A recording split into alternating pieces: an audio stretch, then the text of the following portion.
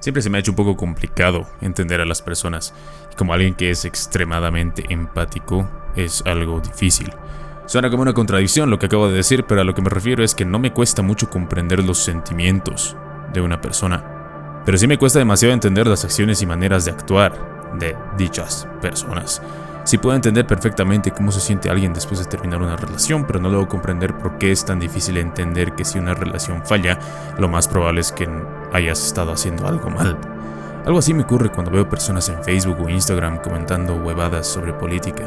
Sí logro comprender cómo se siente esa persona cuando tiene miedo de perder su trabajo, por ejemplo, pero no logro comprender por qué piensan que eso es algo que se soluciona dándole poder a alguien más que no sean ellos mismos, generando un monstruo cada vez más grande llamado... Es por eso que estoy haciendo este video, porque quiero entender qué es ese fenómeno llamado socialismo del siglo XXI.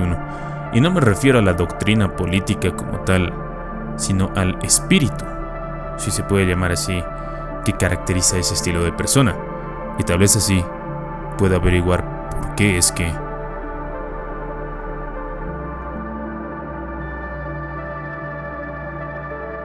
El proceso de convertirse en persona es un libro demasiado interesante de un psicólogo y autor llamado Carl Rogers.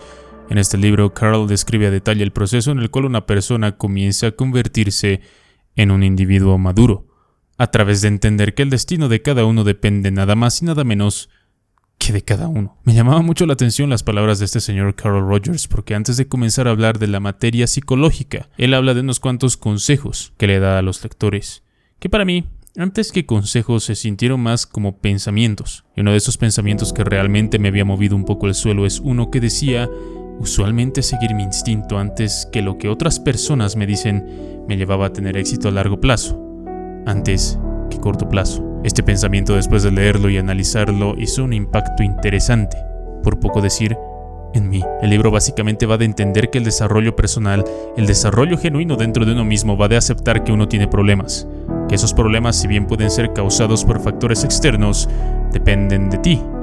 Aceptar y solucionar ese estilo de cosas por el simple hecho de salir a la luz a través de la verbalización auténtica y propia ya hacían a una persona mejor que lo que era antes. El simple hecho de entender que el problema está bajo tu control te da una libertad increíble sobre cambiar no solo tu vida, sino el mundo. Y no me refiero a la cháchara extremadamente optimista de vos puedes con todo, sino al hecho que cuando tú cambias tu propia percepción, comienzas a ser más sensible a otras cosas en tu alrededor que antes no eran visibles para vos. Te reto a que la siguiente vez que vayas a la calle comiences conscientemente a buscar absolutamente todo lo que es púrpura, pero todo, sin excepción. Mientras caminas, dándole a tu cerebro la tarea de buscar cosas color púrpura, te vas a dar cuenta a los 5 minutos que hay 1000 cosas a las que no les habías prestado atención.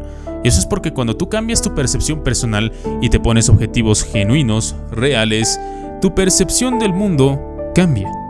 Y por ende, comienza a ser algo totalmente distinto.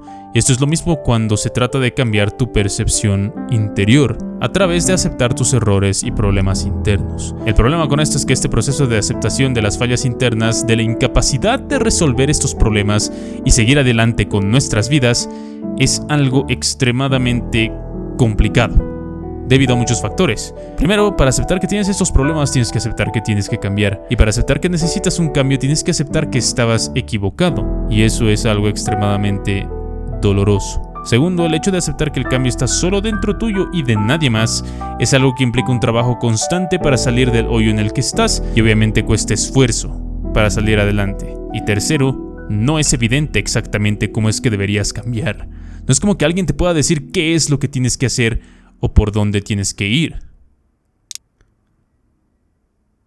Este procedimiento en el cual uno puede convertirse en persona es algo que para mí evoca una de las sensaciones más interesantes. Pero si bien es algo que muchas veces parece místico o desconocido, creo que es algo que es evidente. Yo no creo que las personas obesas no sepan que tienen que dejar de comer excesivamente. No creo que las personas sin educación no sepan que tienen que educarse, a menos que sean zurdos de mierda. En resumen, no creo que la gente no sepa por qué camino tiene que ir, sino más bien siento que debido a que es extremadamente difícil hacer los cambios necesarios para vivir una mejor vida, la gente decide ignorarlos para poder seguir viviendo una ilusión de falta de control. Uno de los principales ejemplos de esto es la gente que es adicta, especialmente con la gente que consume. cigarrillos. Lo primero que una persona que fuma te dice cuando le dices que no fumas es ¡qué bien! Nunca empieces a fumar porque es un asqueroso, es horrible, mientras le meten el quinto cigarro de la última media hora. Lo cual se me hace bien surrealista, especialmente viniendo de alguien que solía ser adicto a fumar. ¿Por qué? ¿No nos damos cuenta que indirectamente le estamos diciendo a la persona, oye, mírame, soy un imbécil? Porque literalmente decides indulgir en un vicio que sabes que te está haciendo daño, que es detrimental y eres consciente de ello, si no, no darías ese consejo. Entonces, ¿por qué? ¿Por qué es tan difícil hacer las cosas que uno realmente sabe que tiene que hacer o dejar de hacer? No tengo una respuesta clara, si soy sincero, pero si tengo que opinar, diría que es una incongruencia dentro de la conciencia y el cuerpo de una persona, una falta de amor propio, de saber que eres útil para hacer algo más allá de lo que crees bueno e ideal. También una ilusión de falta de control sobre las cosas. Nosotros los seres humanos tenemos dos tipos de conciencia dentro de nosotros. La conciencia consciente, que es la que habla, la que piensa, la que puedes considerar tú, y la inconsciente, aquella que simplemente te sucede y te pide cosas. Esta es la que puedes considerar tus instintos y tu carne, la que te pide soda cuando sabes que debes tomar agua, la que te pide porno cuando sabes que lo sano es conseguir novia, y la que te pide League of Legends cuando sabes que deberías estar estudiando y haciendo tus tareas. Creo que la falta de autocontrol y de aprender a navegar y controlar estos impulsos interiores son parte de vivir una vida sana y tranquila, pero a su vez es mucho más fácil simplemente fingir que no existe tal voz interna, esa voz de la conciencia que te dice que estás haciendo mal, y seguir indulgiendo en actitudes que, si bien pueden resultar placenteras, a la larga significan una destrucción evidente. Y luego de 3 horas seguro te estás preguntando qué carajo tiene que ver todo esto con el socialismo y las dictaduras. Creo que los ideales del socialismo, estos de redistribuir la ganancia, de mentirle a las personas sobre tu identidad no binaria, de indicar que eres una persona extremadamente comprometida con los derechos de las mujeres, pero al mismo tiempo eres un violador que golpea a su esposa, son justamente esa falta de autocontrol, hecha un ideal político.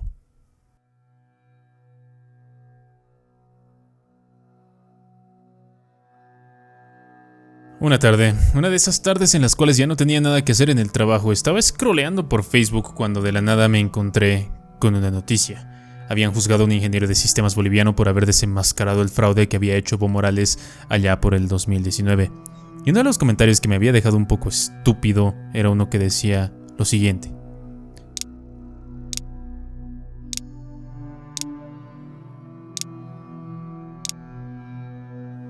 no es tanto el comentario, literalmente, aquel que estaba buscando criticar la calvicie de una persona y, como un niño pequeño, buscar atributos físicos que atacar para poder sentirse bien consigo mismo, sino la frase "seguro ha robado la plata del pueblo". Es que me pareció surrealista, porque siendo un ingeniero como él es, en el sentido de conocimientos y capacidad, Dios lo bendiga, no creo que le sea muy complicado conseguir plata con su trabajo para poderse hacer el implante que él quiera. Pero el hecho de pensar que nadie puede tener plata si no es robando, me asusta. Y lo digo en serio. Porque ello significa que, de poder hacerlo, este estilo de personas justificaría el quitarle a la fuerza a otras personas.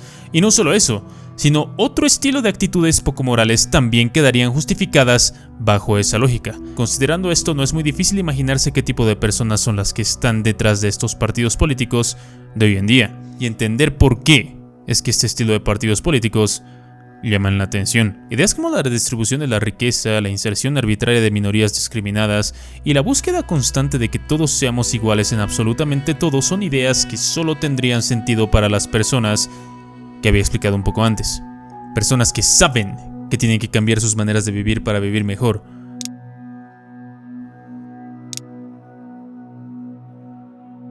Por ejemplo, la igualdad de género. Constantemente puedo ver a un montón de personas que argumentan que los varones y las mujeres son iguales en todo sentido, que las mujeres pueden hacer casi cualquier cosa que un hombre puede, y que los hombres pueden hacer cosas de mujer también. Yo creo que el problema con esto es la ambigüedad de esas afirmaciones, porque por un lado es verdad, es muy difícil que una mujer no pueda cambiar una llanta de un carro o tener una empresa, y por otro, dudo mucho que un hombre se haga problema de cocinarse él mismo o ayudar con temas de la casa. Pero por otro lado, un hombre no puede dar a luz a un bebé. No puede dar de lactar. Ay, pero es que si consideras a las mujeres trans... ¡Cállate! Y una mujer difícilmente le va a ganar una pelea a un hombre igual de entrenado o va a poder embarazar a otra mujer. Y debido a que tenemos fisiologías y cromosomas distintos, tenemos intereses generales mucho más marcados de lo que parece. La mayoría de los puestos de cuidado, como enfermería, por ejemplo, están ocupados por mujeres. La mayoría de los puestos de ingeniería están ocupados por varones. Esto es porque la mayoría de los varones están interesados en cómo funcionan las cosas, y la mayoría de las mujeres están interesadas en los sentimientos y el bienestar de las personas. Evolutivamente tiene mucho sentido, ya que las mujeres tradicionalmente a cargo del cuidado de los bebés tienen que ser muchísimo más sensibles a los sentimientos de esos bebés para poder cuidarlos bien. Y los varones, usualmente a cargo de construir y proveer para las comunidades, tenían que encargarse de hacer de las cosas algo útil para justamente poder proveer. Como este, hay muchos otros ejemplos en los cuales las afirmaciones son extremadamente vagas y míopes en el sentido de explicar y entender el problema. La igualdad de salario para todos, el racismo extremo y otros que, si bien tienen algo de verdad, debido al contexto en el que se plantean, son tan pero tan sobresimplificados que es obvio para cualquier persona, después de pensárselo un poco, indicar por qué esos argumentos no tienen sentido. Ahora, ¿por qué? ¿Por qué es que este grupo de personas está tan interesado en intentar cambiar la realidad? Para eso, tenemos que dividirlos en dos grupos. Las personas de a pie, los izquierdistas de a pie que simplemente tienen ideales políticos distintos y ya está. Y las personas que están dentro de círculos políticos importantes. Las personas de a pie no es que tengan un plan escandaloso detrás, no creo. Como se explica en el libro Política Moral, es más un caso de cómo la arquitectura cerebral de una persona le lleva a concebir al mundo. Aquellos que por naturaleza son más compasivos e innovadores tienden a constantemente a buscar el cambio y abrazarlo, porque su manera de concebir el mundo le lleva a tener ideas más progresistas. Y aquellos que son más concienzudos y menos compasivos tienden a concebir el mundo desde una lente un poco más de derechas, ya que su arquitectura cerebral les exige concebir el mundo desde esa lente. El problema llega cuando entramos al segundo grupo, los políticos, de los que tanto hablamos. Pongámonos a pensar, ¿por qué un grupo político a propósito generaría tanto descontento dentro de su propia población, negando constantemente la realidad y la verdad? Obviamente no tengo la respuesta porque no soy Jesucristo, pero si se me permite adivinar, creo yo que es la manipulación de la emoción humana. La mayoría de los partidos de izquierda comienzan a ganar popularidad cuando claramente existe un problema dentro de la sociedad en el cual se están insertando, y con mentiras y artimañas se quedan en el poder. ¿Que hay racismo? No te preocupes, dame a mí el poder de hacer las leyes antirracismo para poder eliminar el racismo. Traducción: puedo moralmente decidir cómo te vas a expresar en todo momento, y si dices algo en mi contra, pues tenemos leyes para sancionar tu estupidez y tu inocencia. ¿Que están subiendo los precios del gas? No te preocupes, hermano. Vamos a nacionalizar todas las empresas hidrocarburíferas para solucionar el problema y ofrecer gas a precio justo. Ustedes no ven, pero estoy haciendo comillas bien grandes. Traducción: ahora nosotros tenemos el poder hidrocarburífero en el territorio boliviano, argentino, paraguayo, como le quieras llamar, y nosotros decidimos quiénes se mueven y quiénes no. Todo eso es gracias a tener de frente una agenda supuestamente benefactora para todos, pero al mismo tiempo que le cede muchas libertades a un grupo de personas que no tienen nada que ver contigo de manera directa. Es que esto es un problema demasiado grande que no logro entender muy bien por qué es que ocurre, pero gracias a Dios tengo una frente de 3 kilómetros y puedo intentar adivinar. Creo que estas ideas socialistas no son solo ideas, sino reflejos del estilo de persona que uno es.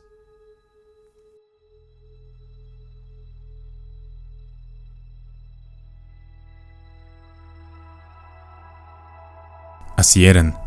El marido de Olga Sloisberg ya había sido detenido y habían llegado para llevar a cabo un registro y detenerla a ella también. El registro duró 4 horas. Ella se las pasó redactando las actas del Congreso de Stajanovistas de la industria de cerdas y cepillos, del que había sido secretaria hasta el día anterior. El hecho de que aquellas actas no estuvieran completadas le preocupaba más que sus hijos, a los que iba a dejar para siempre. Incluso la persona que llevaba a cabo el registro no pudo resistirse a decirle: venga, vamos, despedite de tus hijos. Así eran. A Elizaveta Tsetskova le llegó una carta de su hija de 15 años a la cárcel de Kazán para presos que cumplían largas condenas. Mamá, dímelo, cuéntamelo. ¿Eres culpable o no? Espero que no lo seas, porque entonces no me alistaré al Comosol y no se lo perdonaré en tu nombre. Pero si lo eres, ya no te escribiré más y te odiaré. Y a la madre le corroían los remordimientos en aquella celda suya que era como una tumba, con aquella lamparita que daba tan poca luz. ¿Cómo iba a poder su hija vivir sin el Comosol? ¿Cómo iban a permitirle que odiara al poder soviético? Mejor que me odie a mí. Y le respondió: soy culpable. Alístate al Comosol. ¿Cómo no iba a ser duro todo aquello? El corazón humano no podía soportar algo así. Caer abatido por el hacha del que te quiere y tener luego que justificarla. Pero ese es el precio que tiene que pagar el hombre por confiar al dogma humano el alma que Dios le ha dado. Incluso hoy, cualquier comunista ortodoxo afirmará que Tetskova actuó correctamente. Es que así eran. YT prestó declaración sincera contra su marido. Cualquier cosa para ayudar al partido. ¿Cómo podía uno sentir lástima por ellos si ni siquiera habían llegado a comprender su maldad anterior? Todo este capítulo podría haberse escrito de manera bastante distinta si hoy, al menos, hubieran abandonado su visión anterior. Pero las cosas sucedieron tal como Maria Danielyan había soñado. Si algún día salgo de aquí, voy a vivir como si nada hubiera ocurrido. ¿Lealtad? En nuestra opinión no es más que estupidez. Aquellos devotos de la teoría del desarrollo interpretaban la lealtad a ese desarrollo de manera que implicaba renuncia a cualquier tipo de desarrollo personal. Creíamos en el partido y no estábamos equivocados. ¿Es eso lealtad o simple terquedad estúpida? Y no lo hacían por aparentar, ni era por hipocresía por lo que discutían en las celdas en defensa de todos los actos del gobierno. Necesitaban argumentos ideológicos a fin de aferrarse a cierta idea de que estaban en lo cierto, porque si no, seguramente no habrían tardado mucho en volverse locos. La primera vez que he leído ese fragmento de historia en el libro Mapas de Sentidos del Jordan Peterson me ha dado miedo, pero no cualquier miedo, o sea, ese miedo real, primal, instintivo y profundo que con certeza te dice que hay algo de lo que te tienes que cuidar. No puedo terminar de explicarme por qué es que hay personas que tienen ese estilo de pensamiento, de aferrarse fuertemente a las ideologías políticas o religiosas que tienen, o a un grupo, hasta el punto de que claramente estás negando la realidad simplemente por encajar dentro de ese grupo. En Shingeki no Kyojin hay un personaje que ejemplifica esto perfectamente, y ese personaje es Gabi.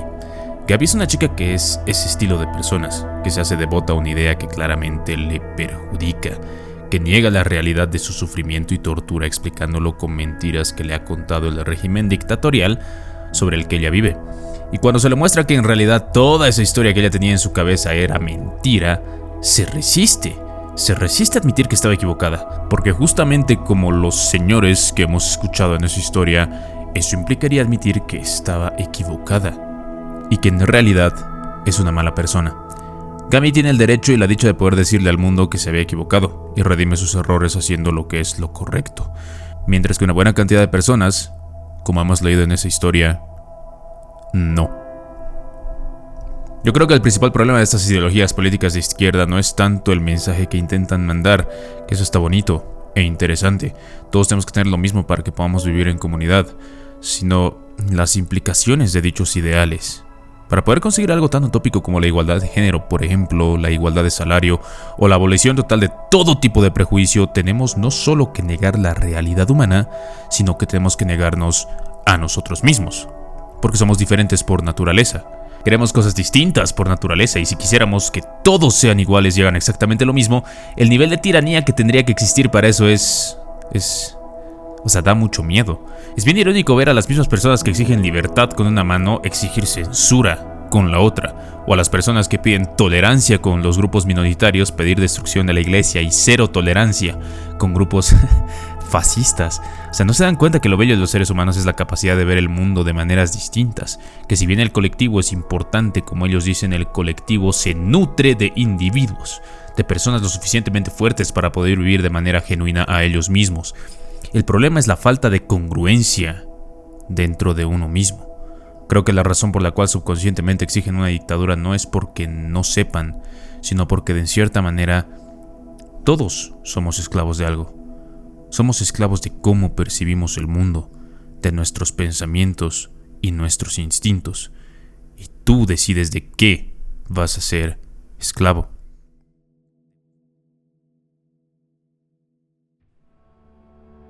No es ninguna casualidad que este estilo de ideas socialistas hayan comenzado a instaurarse en el mundo justo un poco después de la muerte del cristianismo como religión, porque aunque seas creyente o no, hay que admitir que la creencia en Dios, la creencia en un ser supremo que te mira todo el rato y te castiga por los pecados que cometes, te permite ser una mejor persona y menos esclavo de tus impulsos.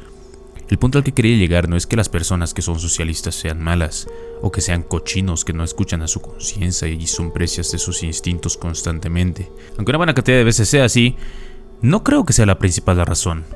Siento que este problema político siempre va a existir porque nos es muy fácil pedir soluciones, pero nunca ser parte de la solución como tal. Hay una frase de Alexander Solzhenitsyn, que no me acuerdo exactamente dónde la había leído, pero seguro la había escuchado en algún video de YouTube, que decía que la dictadura soviética no está fuera en las demás personas. Siempre las personas van a pensar de manera distinta y eso no lo puedes controlar, sino de que está dentro tuyo. Porque sabes que hay cosas que necesitas cambiar. Sabes que deberías alzar la voz cuando alguien dice estupideces dictatoriales o cosas que totalmente están desfasadas, pero no lo haces por miedo. No lo haces porque eres esclavo del miedo y por tanto cómplice de todo lo que ocurra después de eso. He empezado a escribir este video con una idea muy clara en la cabeza. Quiero decirle al mundo por qué el pensamiento socialista es malo, pero creo que la conclusión a la que he llegado es un poco... El socialismo del siglo XXI es el espíritu que se instaura dentro de vos cuando decides hacer las cosas que sabes que no son correctas, cuando sabes que deberías estudiar o trabajar pero decides no hacerlo, en la esperanza de que alguien más llegue y solucione tus problemas.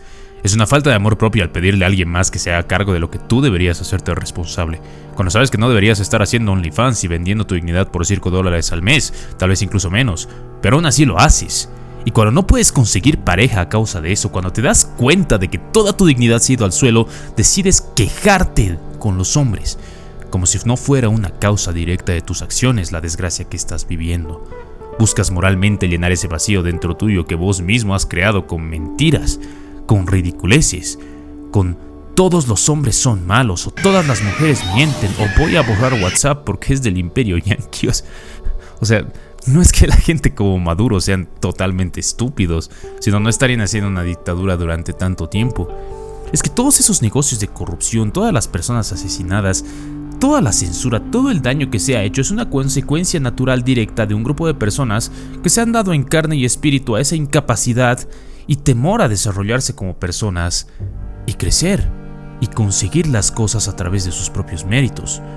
Por eso, antes que criticar a las personas en Facebook o en Instagram o en Twitter y buscar la muerte de las personas que no piensan como vos o hacer un video pedor en YouTube sobre el socialismo del siglo XXI, primero deberías mirar dentro tuyo. Mirar en qué sentidos eres parte de esa dictadura. Mira en qué sentidos te autotiranizas constantemente. Y busca la manera de salir de ese bucle asqueroso que es la tiranía de ese espíritu maligno que representa el socialismo actual. Esa es la verdadera manera de pelear contra esas ideologías. Encontrarte a vos mismo y vencer en contra del mal dentro tuyo para crecer como persona. Si quieres una manera interesante sobre cómo hacer eso, te invito a leer el libro que mencioné al principio, el de Carl Rogers, el del proceso de convertirse en persona. Creo que es una manera bien interesante de entender por qué tienes que aprender a vivir de acuerdo a tus reglas, tomando en cuenta a los demás. Porque no se trata de las demás personas, o si de por qué el socialismo siempre termina en dictadura, sino de cómo tú mismo puedes estar en contra de esas ideologías en este momento. Porque si no, vas a ser un cómplice más. Una razón más por la cual